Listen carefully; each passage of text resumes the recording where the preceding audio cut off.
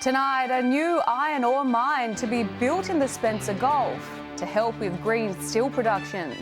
And protesters march on Port Augusta, calling for no nuclear waste to be dumped near Kimber.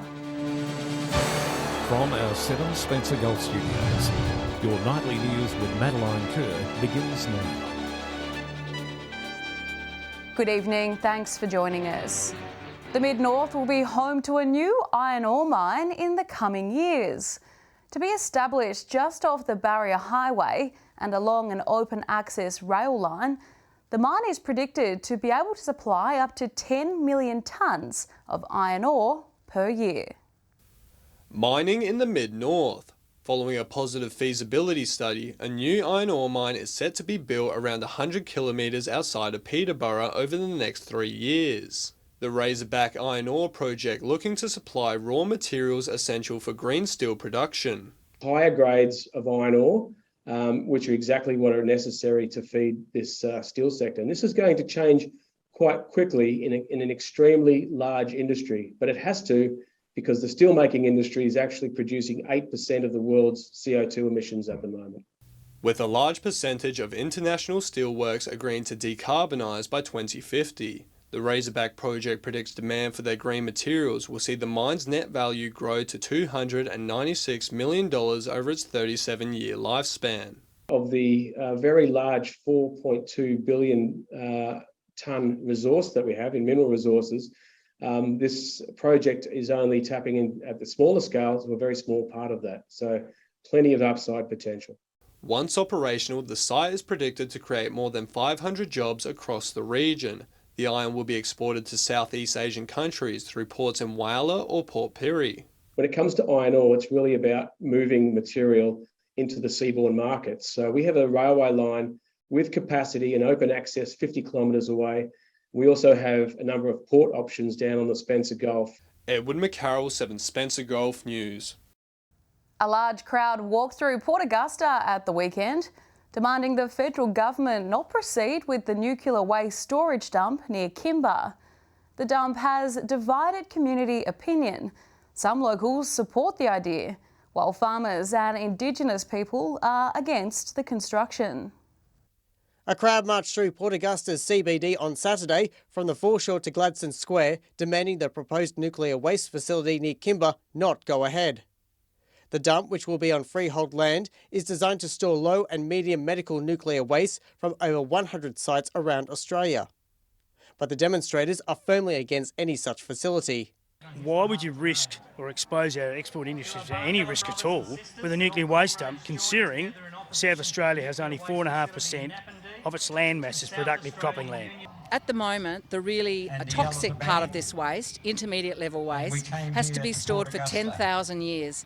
It's stored safely at the moment at Lucas Heights. That's where we need to put it until we find another safe long-term solution. Indigenous elder June Lennon and her family still suffer from radiation sickness to this day after being exposed to the Emu Field nuclear tests in 1953. June also fought against a similar dump in Coober Pedy. We did save our area from having a radioactive waste dump on it. So we support anyone else that has the same commitment. However, the demonstrators are out of step with Kimber locals. In 2020, a community poll showed 62% of voters were in favour of the dump. Each time support is growing, I believe that support is still strong.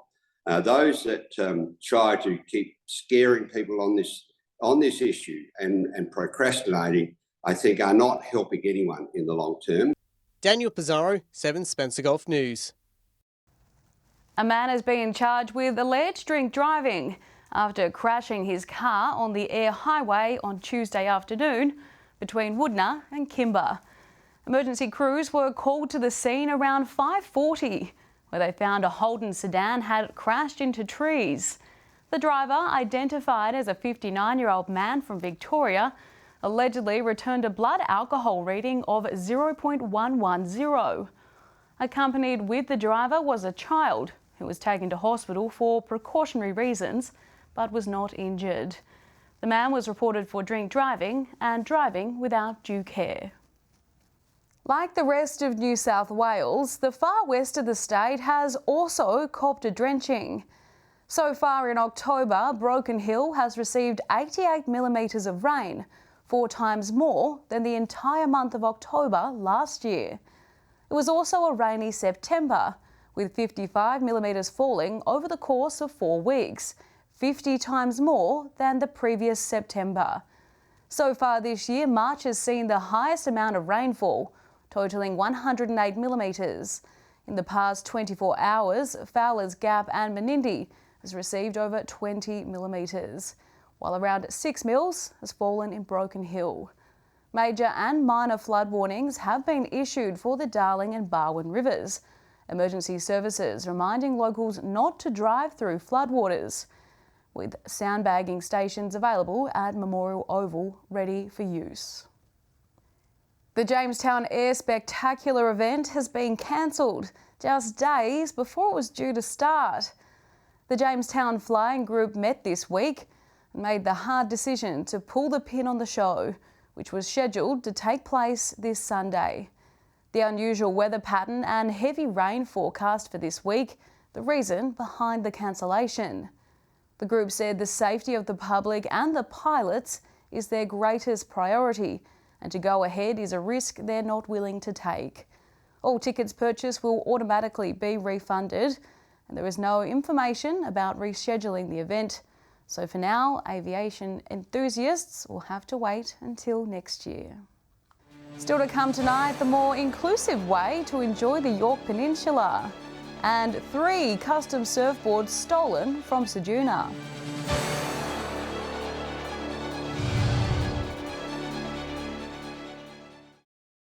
Welcome back. Police are on the lookout for stolen surf gear in Ceduna and are seeking the community's help. Between Monday, the 22nd of September and 5 p.m. on Tuesday, the 11th of October, 3 custom-made surfboards were stolen, along with a board bag and a wetsuit. The items were stolen from a carport within the caravan park on Deacres Bay Road. Police are urging anyone who may know the whereabouts of the stolen property to contact Crime Stoppers on 1800 333 000. The Yorke Peninsula Council has partnered with the District Council of Yankalilla and the Legatus Group for a new inclusive project. It's to ensure everyone can access the area with comfort. Bikes and trikes for everyone. The accessible transport, all part of a new cross-council trial. When I heard about the trial, I thought it was a great way of experiencing the use of equipment that we don't normally have. Being crossed with a mountain trike design, it manages the terrain that we have over here to access the coastal walking trails that we have. The design of the e-trike puts the user in control of the propelling, braking and steering of the chair, allowing the user to control their own movements. Tanya believes the more technology advances, the more we should utilise it.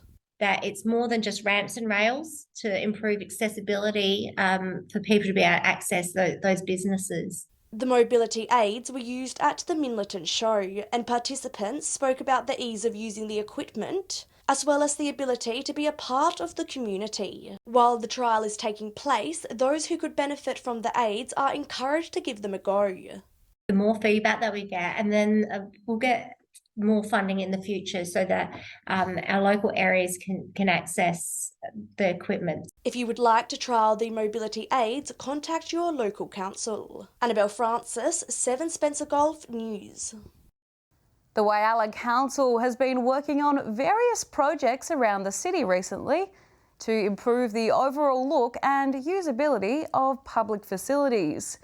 With new signs, fresh paint and the restoration of old buildings, there's plenty going on. Giving Whyalla a facelift, a number of small maintenance projects are currently being conducted by the local council to beautify the still city. Restoration works to the exterior of the Whyalla Public Library, one such project.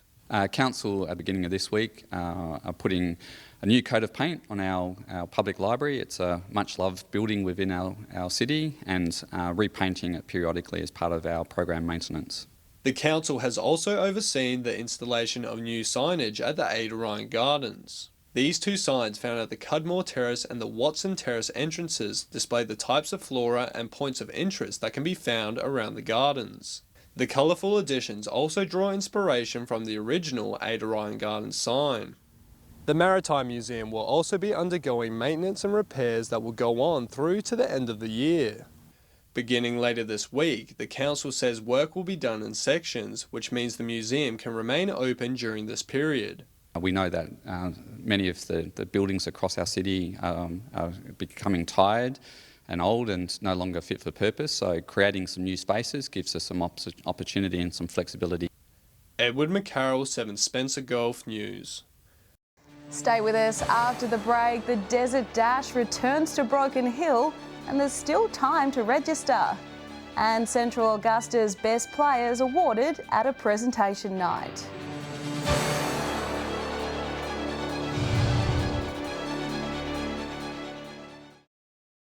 Welcome back. The Desert Dash returns to Broken Hill this Sunday at the racecourse. The much-loved event was meant to take place last year, but couldn't go ahead due to the pandemic. A staple event in the early to mid-2010s. It was eventually cancelled due to a lack of resources. But now, the Desert Dash is back. It meant a lot to the community. It was ran out at the Living Desert, and when we came out of the first lockdown we thought why not bring back something that meant a lot to the community, and the fun run first came up for all the staff. The run will be taking place at a new location, but it is a track many park runners know well. So the Desert Dash is going to be run from the racecourse in Broken Hill on Racecourse Road. It'll be operating from 8 till 1 and the races will range from 8 a.m, 10 a.m and 11:30 a.m. Runners will be able to refuel at the community markets, also happening on Sunday. Local organisation, the Wise Men's Group, will be on the tongs, manning the barbecue. We was asked to do the barbecue for us. We often do barbecues around the place, different events, and all our money we raise all goes towards charity. For the little kids, the 1 kilometre dash can be run with a parent or guardian. 10 to 16-year-olds can give the 5K a try, while the 10 kilometre dash is for everyone else. At the moment they can register at the Wellness Centre all the way up until Sunday, and then on Sunday they can register at the venue at the racecourse up until 5 minutes before each event starts. Joshua Mercer, 7 Spencer Golf News. Central Augusta Football Club celebrated long into the weekend as the club honoured its best players and inducted lifelong members during their presentation night. Having won the premiership in a nail-biting finish, the under-18s recognition was all the sweeter. A celebratory atmosphere for Central Augusta, with the best, most improved and team leaders acknowledged for their work during the season. Just the best, really, just really good and really grateful, just in the end. The reserves were the runners-up this year, but that didn't stop coach Alex Hosking praising his side. We did have a good year. Obviously, unfortunately, losing to Solomon Town in the grand final wasn't ideal, but proud of the boys. Couldn't have asked for any better effort throughout the course of the year. And the club's biggest honour for the league boys went to a bashful Jack Muirhead. It's a great feeling. I find it a bit awkward to be celebrated publicly. I'm more someone who likes to go behind the scenes and sort of just do work without really being noticed. But I guess, you know, there's lots of hard work that goes into an award like this. The club also inducted many supporters as life members. Many have been with Central for all their lives. The night, a celebration of all things Central, with plans for 2023 in the works. Daniel Pizarro, 7 Spencer Golf News. Stay with us after the break. Fishing tips with our entire team of fishing experts. And rainy days ahead. We'll have the weather details with Alex Sykes.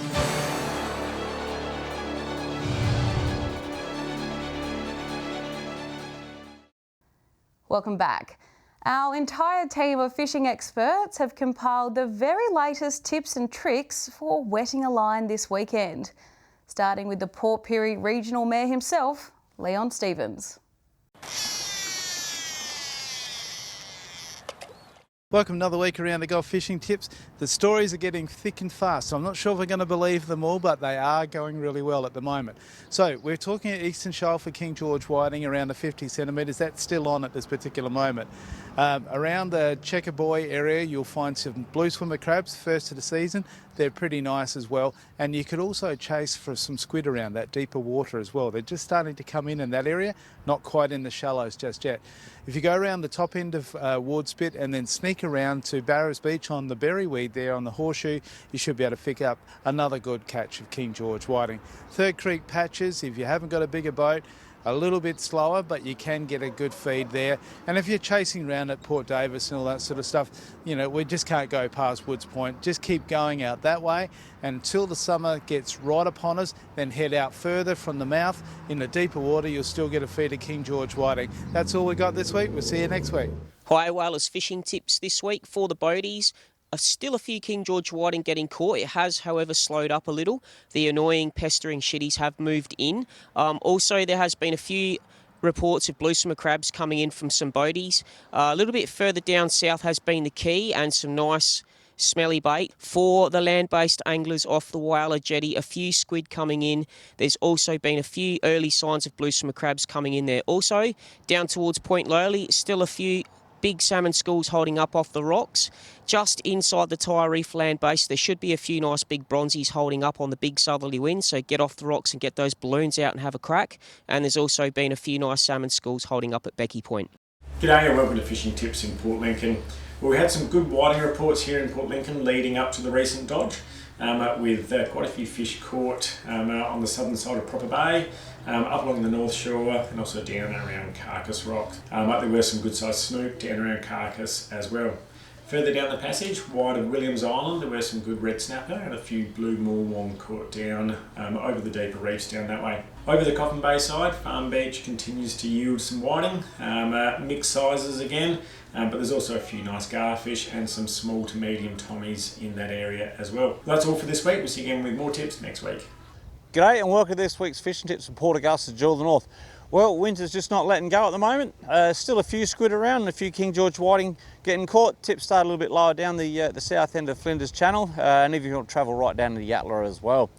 Yeah, there's plenty of kingfish around at the moment, but the locals have been pretty secret squirrel about it. Some don't think anything about travelling elsewhere to get their King George whiting, but don't like people coming up here for the big kingfish. But they're up here. If you do get them, try and tag and release. There are some crabs around. The tip, as always, try a little bit deeper. Leave those nets in there for the first 10 minutes before you start pulling up, and then you'll start getting a few. Some good silver whiting. The tides have changed. Low tides out in those middle banks. Try in really shallow water down past or below knee deep, and you get some silvers out in those middle banks. That's all we have from the Jewel of the North. Aaron said it, winter is not letting go. We're joined by Alex Sykes now. Alex, as we saw earlier, it's much wetter at the moment compared to this time last year. That's right, Maddie. In Port Augusta, for example, 55 millimetres this month compared to just 10 mils last October. And as you mentioned earlier, a whopping 88 millimetres have fallen in Broken Hill so far this month compared to 21 millimetres a year ago. Looking at some of today's temperatures now, partly cloudy conditions around Port Lincoln today, reaching 21. Port Pirie got to 25 this afternoon. Cooper Pedy topped 27 just before 4 p.m. Looking more broadly at today's weather map now, 23 degrees in Broken Hill and Whyalla, 24 the top in Port Augusta, 27 in Woodna. Taking a look at the satellite image now, a slow-moving low-pressure system over western New South Wales will track southwards to be over Tasmania by Saturday. A trough and cold front will move over the far west on Friday, then over remaining parts on the weekend. Moving on to tomorrow's weather outlook now, and we'll start with the Gulf waters. South to southwesterly winds 10 to 15 knots, tending south to southeasterly below 10 knots in the evening. Seas below a metre and south to southwesterly swell below a metre, increasing up to 1.5 metres. Mostly sunny in Port Lincoln tomorrow, set to reach a high of 22. Mostly sunny in Cleve as well, 25. Woodna will be a warm 29 degrees on Friday, down to 9 degrees overnight. Partly cloudy in Whyalla, 23 degrees. Port Augusta, partly cloudy, top of 27. An overnight overnight low of 15 tonight. Cloud clearing around Kadina between 11 and 23 degrees. Port Pirie partly cloudy, set to reach a high of 24 degrees there. A shower or two and 22 in Clare. Showers increasing around Broken Hill tomorrow, most likely in the afternoon and evening. The chance of a thunderstorm as well, temperature-wise, 24 degrees. Taking a look further through the week now, and it's going to be a stormy Saturday in Cooper Pedy, Port Augusta, Whyalla and Kadina. Temperatures between 21 and 30 degrees in those areas. Elsewhere, rain is forecast for Woodna, Port Lincoln and Broken Hill. Moving on to Sunday's outlook now, less severe conditions for the Spencer Gulf towns, but over the border in Broken Hill, another thunderstorm is likely. 19 degrees and showers in Port Augusta, Whyalla and Kadina, 20 in Port Pirie, showers and 17 in Port Lincoln. Finally, a quick look at Monday's forecast. Showers continuing into the working week in the cities between Broken Hill and Adelaide. Cloudy top of 17 in Port Lincoln, partly cloudy and 20 degrees in Port Augusta, sunny in Cooper Pedy and 23 degrees. And that's all the weather from me for tonight. I'll see you soon with an update. It's back to you, Maddie. Thanks for that, Alex. And that's the local news this Thursday. I'm Madeline Kerr. From all of us here, thanks for joining us. I'll have updates a little later, but until then, enjoy your evening. Good night.